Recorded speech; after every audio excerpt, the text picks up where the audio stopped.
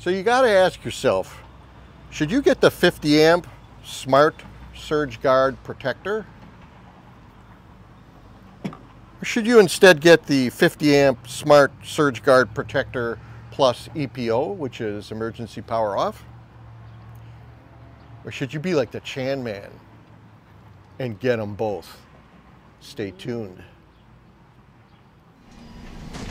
So today's video, once again, the genesis for it was sitting right at this desk, because we're in the Wisconsin State Fair RV park, which has got power that's way better than the average bear.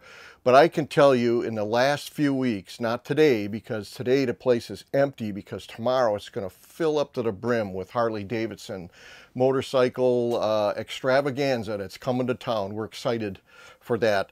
But the last couple prior weeks, we were full and it was extremely hot, and the air conditioners were running non-stop.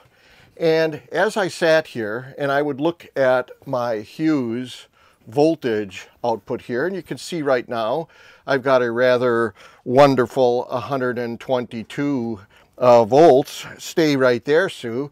How would you like to feel if all of a sudden it looks like this? Now that's the little label that you get on the package when you get it. And that particular Hughes voltage indicator that you can buy there now, that's the new and improved one. It actually has two colors. It's green all the time when everything is good, and when the doo-doo starts to hit the fan, it turns red like that, and it tells you got a problem. So while I'm sitting here, I had this problem, and I captured it in real time, so I'll play that on screen for you.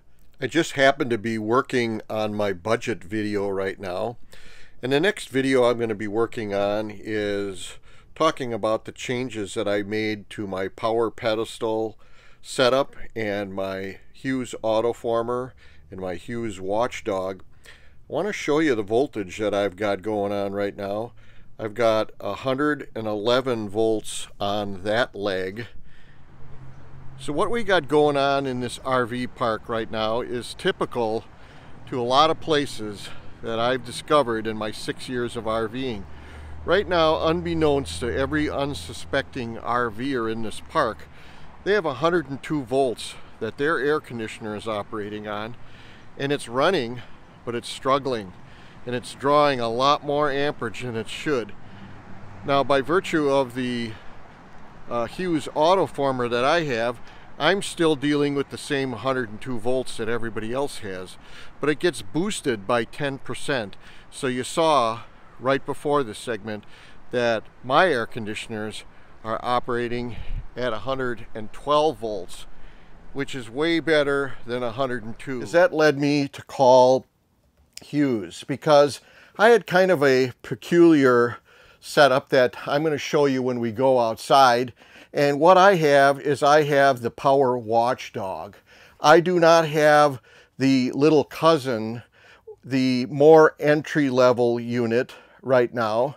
Literally from day one when Sue and I started RVing, we had kind of a high-end unit like this that was made by Progressive Industries. And it was the best at the time you could get. How did I discover best? I went on IRV2, and the preponderance of advice was that the Progressive Industries one, the 50 amp one, for me was the best. So that's what I got, because I'm not fooling around with as expensive as this rig is. Well, we had that for about 4 years, had no issues.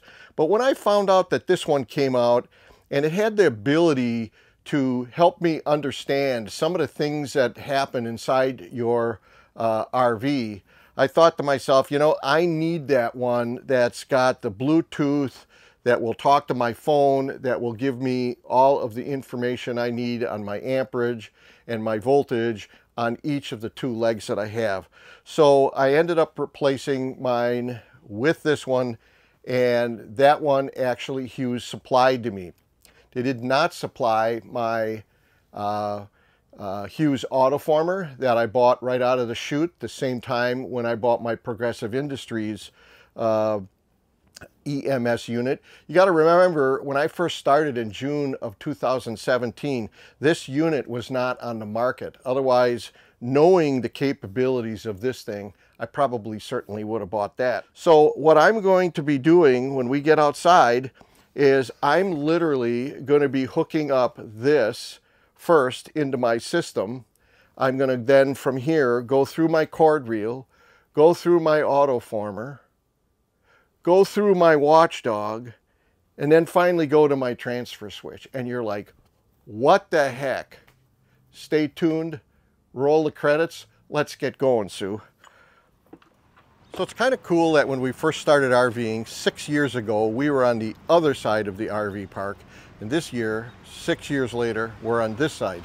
Unfortunately, we've got some traffic noise here. Hopefully this microphone that was funded by our PayPal tips by our viewers that love us enough to help us. We thank you. This is proof in the pudding. So when we first started, we just plugged in with our brand new RV that we ended up buying secondhand, and we knew that we needed something. And so I immediately went on Amazon, and from Amazon I ordered the Progressive Industries EMS, which was the best available at the time. The Hughes WatchDog was not available, and so it wasn't even a choice to be had. We used that exclusively for about 4.5 years. My source of learning, just like you're watching this video now, my source of learning was the RV Geeks. And it didn't take more than a few days after we got our rig and I ordered my EMS, I also saw that there was a sale on the Hughes Autoformer, so I bought the Hughes Autoformer right away. Now, I'm man enough to tell you that I actually had it hooked up backwards for a while, which was kind of funny, because you want to make sure that you hook that thing up in the right order. You always want, at least with the Hughes equipment, you want the Autoformer first, so it can have the chance and opportunity to do its job, to boost the voltage if the voltage is low within a certain range.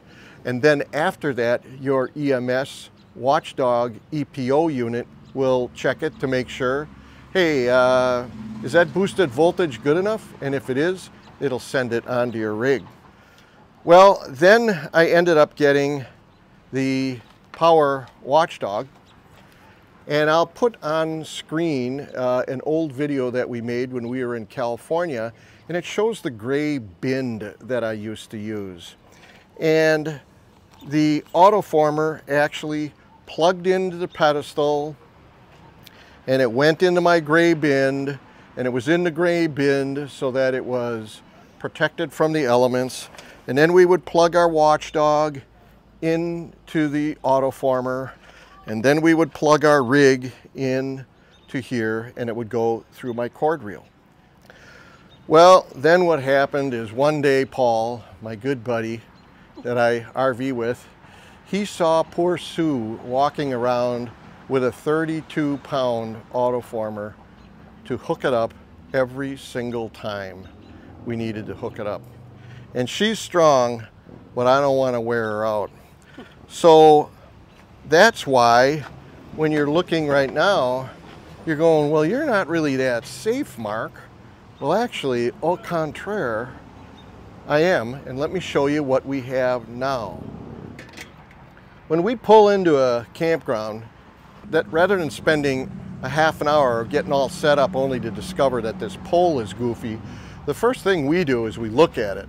Now, just by looking at it, this one's probably better than the average bear. And the breakers are off. Do not turn off these breakers. That's probably for this electric heated, water heated here. But these contacts, if somebody's got the power on and they pull their plug out and they take off, they've pitted and arced those blades in there. And God only knows how many times it's been arced. It's probably good practice to spray off the ends of your plug periodically to make sure they're clean. What is that you have? This is contact cleaner. I'm cheap, so I bought the WD-40, right? But it's literally this easy.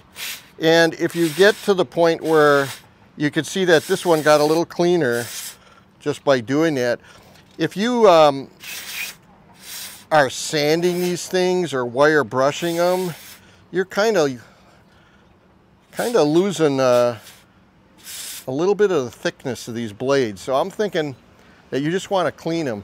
This is one of the reasons why when you're reeling your reel in, you don't want to be dragging this through the gravel and the mud. Okay, so let's say those are clean. You clean that periodically. He even talked about spraying in here and cleaning this out, because you know darn well that there isn't an RVer on the planet that probably cleaned that thing since the day it was installed. Before I show you what this is, let me show you what we changed to. So remember I told you that I am protected even though I'm just plugging a plug in. We're going to let that dry. This plug here goes over through my cable reel, and through my cable reel, when I come out of the cord of the cable reel, it used to go into my transfer switch directly. Now there's my transfer switch is a surge guard, and there's plenty of people that are looking at this video right now and they're going, oh, you know, I have a surge protector in my surge guard unit, so I don't need to buy one of those surge protectors. You know what? You're right. Maybe. People told me that my surge guard, which is this box that's back there, you see that box too that I'm pointing to? But I went back there with a mirror and a camera, and I have a 2014 Newmar Dutch Star, and my surge guard model is just a transfer switch. It's not a surge guard. It has no surge protection on the model that I have. The very next model year, they did add that, and I don't know if it's swapped back and forth and they did put it in or whatever, so don't count on that. But even if you do want to count on it, can you imagine how much fun it is to go in there and work on that? To work on that, you probably got to take this out, and I've had this out. Now Paul did all the work, but I watched him, okay? And it's a lot of work to get that thing out. So what we did was, on the end of this cord that went through the reel that used to go into the transfer switch, we took it out of the transfer switch and we put a plug on it. And on that plug, we plugged in the Autoformer, so Sue no longer has to carry it. Yay. Now, we still got to get the power into the rig. So as I'm laying in bed all snuggled up with my CPAP machine on, I'm thinking, hey Mark, how are you gonna fit this in here, you know? And I came to the conclusion that I'm not gonna. So Paul came up with a plan by virtue of making an extension cord. And oh, by the way, I should mention, I'm not an electrical engineer, and neither is Paul. And we're not telling you that this is the greatest idea. We're telling you what we did, and you have to make your own decisions. And this has worked wonderfully so far. But what we did was we basically made an extension cord that's coming from back where I showed you. And you can see the beautiful little purple foam things that protect my extension cords from coming over. And it allowed us the opportunity to set this over here and to grab the capability of the WatchDog and then send the power back, which then finally goes into the transfer switch after everything has been boosted first by the Autoformer and tested by this thing. Now I ran like this for about 6 months, and one day I'm laying in bed and I'm thinking, you know, what is it that I still don't like about this? So I can tell you that if you have any questions, don't hesitate to call Hughes, because they were great to talk to.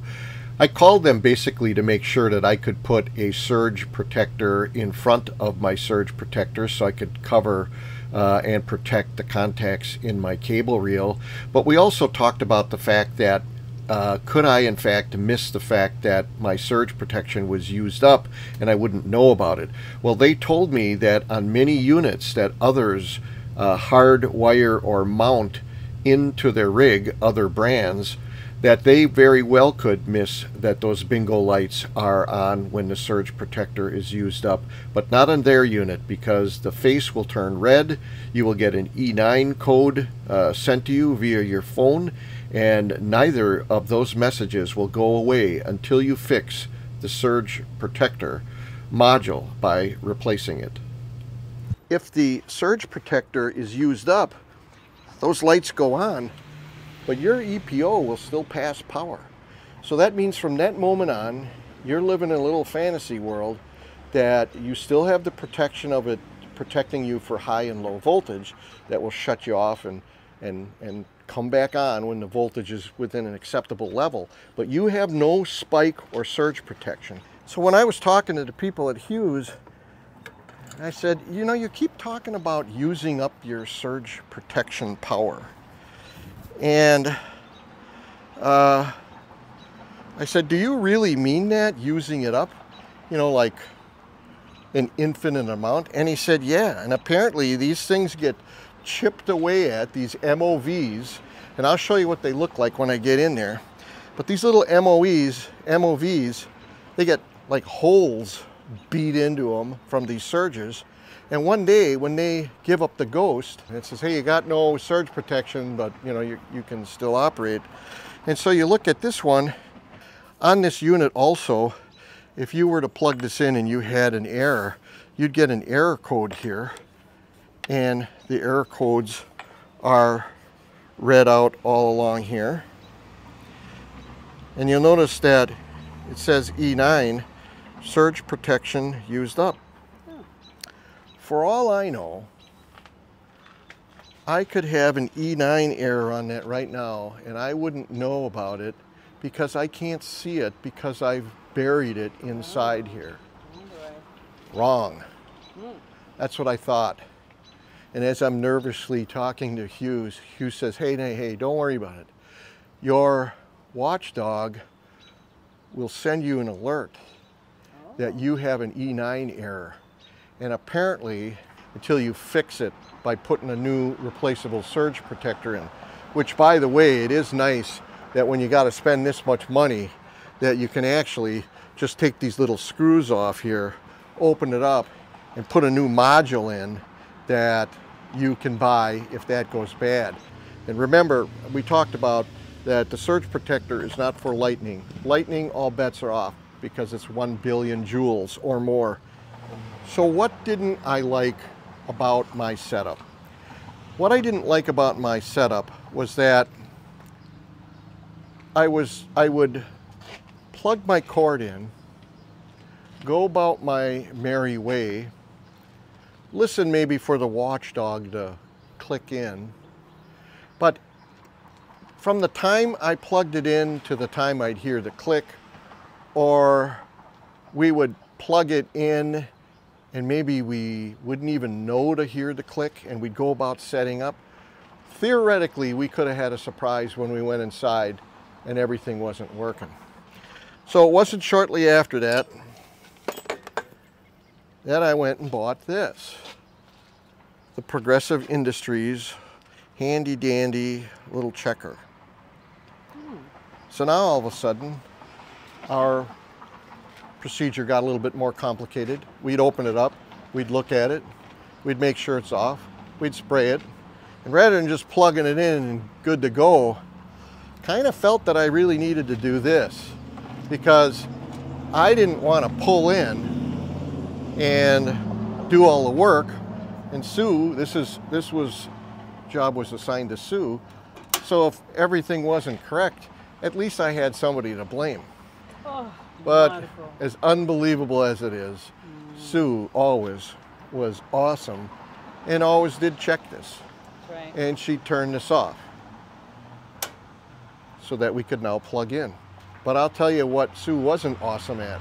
Uh-oh. She might do this because she wants to get back to work to help. So I had to like bird dog this thing. Oh. Well, then pretty soon I put a lanyard on it, and that didn't quite work. So this idea I never did quite like. So now that brings us up to where we are right now in today's video. After we pull in and we look at the box, and the box doesn't look like it went through a war, and we spray the inside of this thing so that it looks like it's okay, I'm going to plug this more entry-level unit in, and I'm going to let it tell me that the power is okay.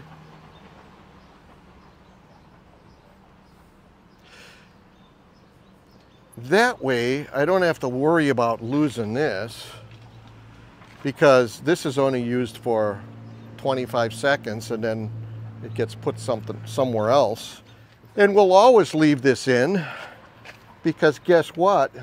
This is going to be plugged into it. Now, what does that do for me? Other than costing me extra money, which I get beat up on all the time, this is going to give me an extra, I believe it's 6,000 and change, additional joule protection. I get a spike, I'm beating away at this, and it's not beating away at my Autoformer, which also has got surge protection, and it's not beating away at my WatchDog, which is sitting over here, you know, on the little stand that I showed you about. Now I basically have 3 lines of defense on my joules.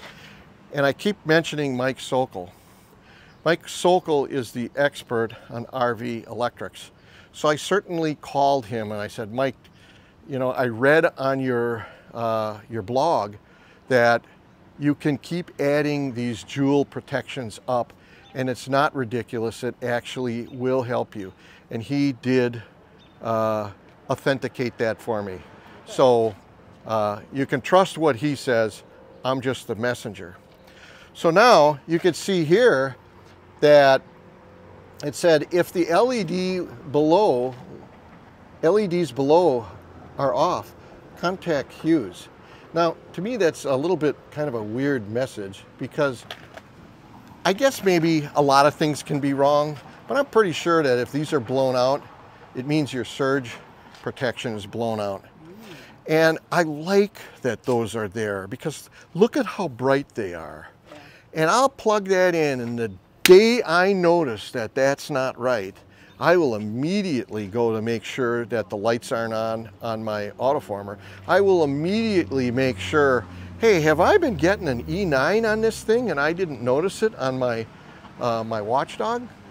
This is also Bluetooth, and it goes to this other app that's on here. Let's try to hook this thing up here. All right, remember I told you that the WatchDog, the fancy one, is the black face, and the red one is the lower level unit that does not have emergency power off. And you can see that the emergency power off requires you need a much bigger box, because it's got a relay in it, and it's got to stand up to the electricity that's going through this, the switch on and off. All right, I want to add a device. Would you like to access the camera? Okay, and then I'm going to access it. All right, look at that. Unbelievable how easy it was. You did it, baby. Right. Wow. Now, here's where you see that this thing allows you to set the low and the high ranges before it sends you an alert. Since I haven't used this yet, I can't tell you if the alerts ultimately are going to be a nuisance and I might have to adjust them. So I'm just going to leave it the way it is. Device name, I'm going to give this, the name of this is going to be pedestal, because right now the name for the other one is Myles. We're going to shut it off. We're going to put this in. Wow. Boy, when this stuff is new. All right, so you could see that if you weren't smart enough to have this off and you were struggling putting this together and you touched this stuff, that would not be good. All right, we had to turn the camera off because Sue had to do it. And then we switched places again and I'm back here. So here's the beauty that this thing's gonna do for me. Remember, I talked about in the beginning of this video that what got me thinking about this was my inability to know what am I starting with, and all I knew was what I was ending up with. And when I was ending up with voltage that was kind of making me nervous because it was low enough that my little red light was going on, I started to doubt if maybe my equipment inside was doing its job. And what this is going to allow me to do now is that I'm going to know what my voltage is right here before there's any boosting being done.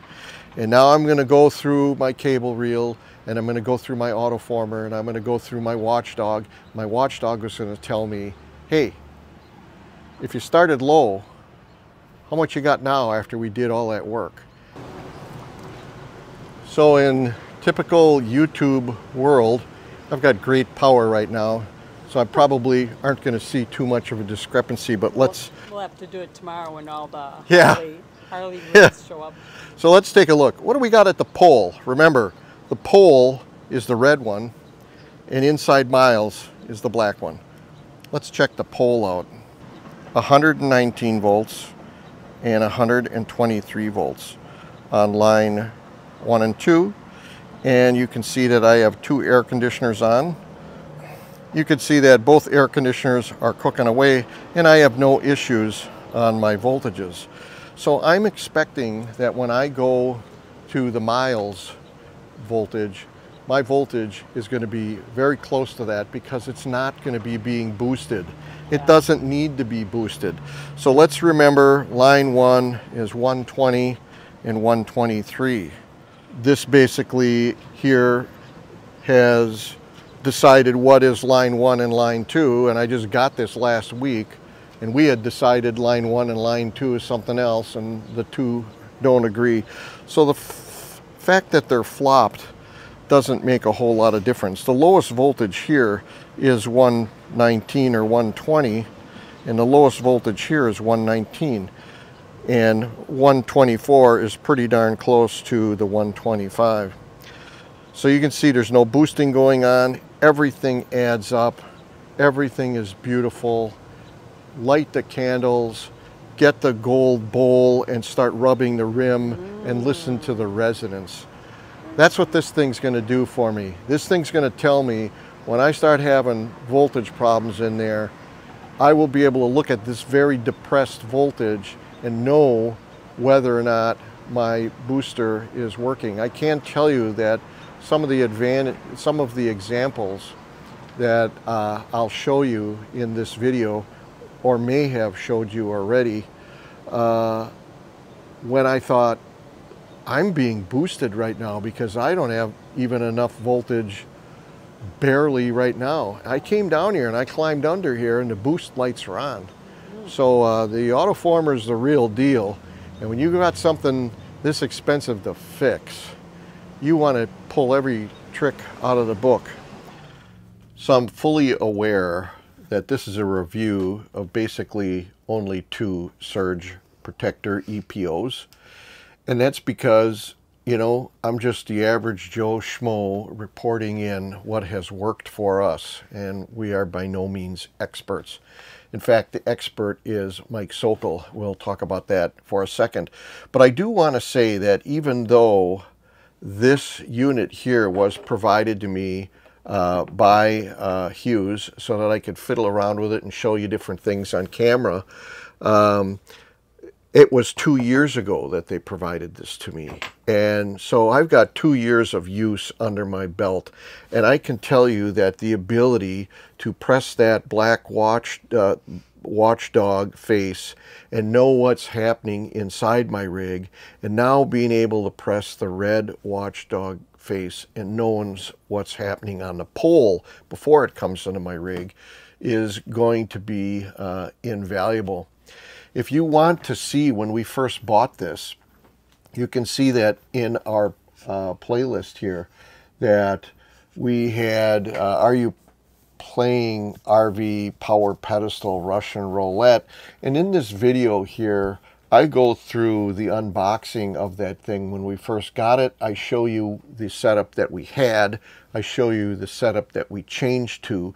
And I just kind of showed you the setup that we had put on board, and now I added this additional surge protector before the whole system even starts. This product is unique in that when you spend close to $300 buying this thing, that if the surge protection gets used up because it's been spiked and hit at by something going wrong on, you know, a manufacturing facility that's a block and a half down the road, and it's been beaten away at your power and you didn't even know about it, you can literally just unscrew these screws here and open it up. I'm certainly not going to do that now.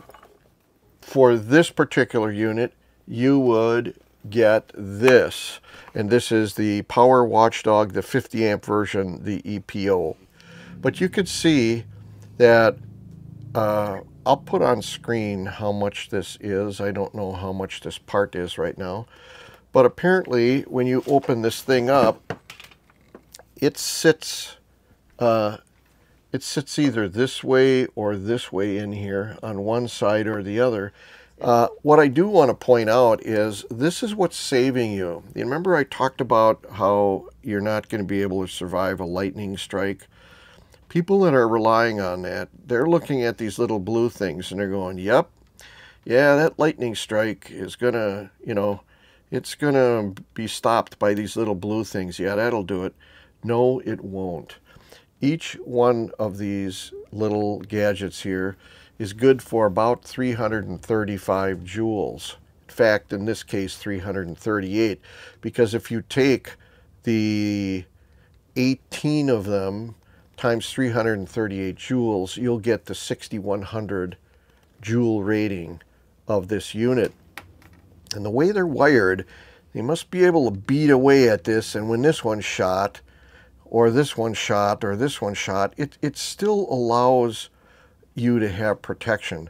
But the day everything is beat in here and you don't have any protection, either the light will go out, like on the one that I have out on the pole, or this one here will give me an error. I believe it's E9. Let's look at the error codes. The error codes are conveniently written on here, and it will say that the E9 surge protection is gone, but it'll also say it on my app. The alert will tell me that. So that's the beauty, one of the beauties of this unit. And I already talked about the beauty of the app, always allowing you, the minute something's going wrong in here, you've got this thing to help you eliminate 50 different things to do. Because Sue and I are planning on going to Alaska, we chose to get an extra surge protection that we're going to carry along in case that one takes a dump, in case I get an E9. We're going to carry along an extra surge protector in case we have to replace the one that's on the pole right now. This one also has 18 MOVs. The other surge protection module that we're going to carry is the one that is for the Autoformer. And this one is a little bit more complicated to replace if it goes bad. You'll notice they give you a drill bit, that's to drill out the rivet. A lot cheaper than throwing away an $800 Autoformer or whatever they cost right now. Last thing I want to show you here is Mike Sokol's RV Electricity website, rvelectricity.com. And he has literally hundreds of articles that he wrote in the past under the No Shock Zone website. So the two things that you'll want to look at is you'll want to look at his knowledge base, and he's just got tons of articles here, and they're relatively short and sweet.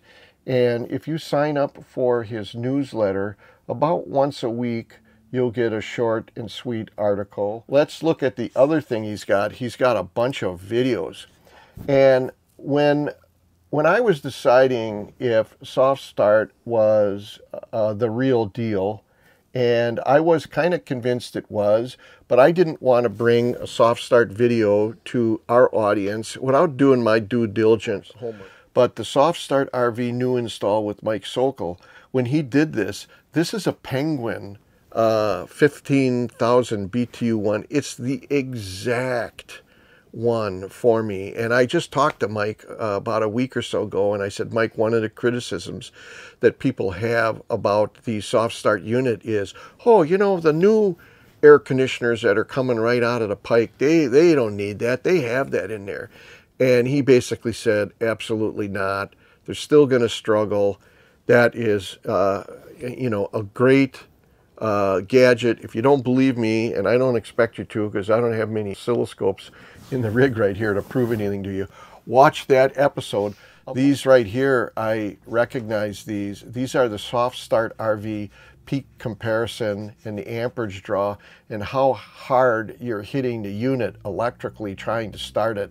And it was these videos here that finally tipped me over the edge, and I ended up having them installed. So I think we can wrap this video up here. I hope you enjoyed this video and what it can do for you. We've got plenty of other things we're working on.